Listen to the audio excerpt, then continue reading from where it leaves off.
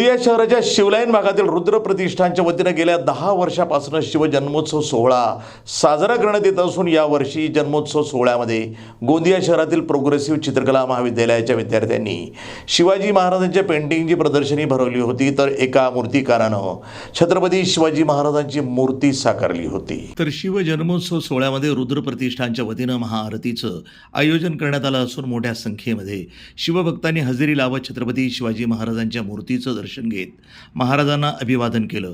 तर मारुती व्यायाम मंडळाच्या वतीनं शिवगर्जना करण्यात आली। सोबतच आखाड्यांची प्रस्तुती करण्यात आली। तर अमरावती शहरातून आलेल्या 5 वर्षाच्या शिवभक्तानं छत्रपती शिवाजी महाराजांच्या जीवनावर आधारित गाणं गात उपस्थितांना मंत्रमुग्ध केलं। प्रतिनिधी राधाकिशन सुटे, NTV न्यूज मराठी, गोंदिया।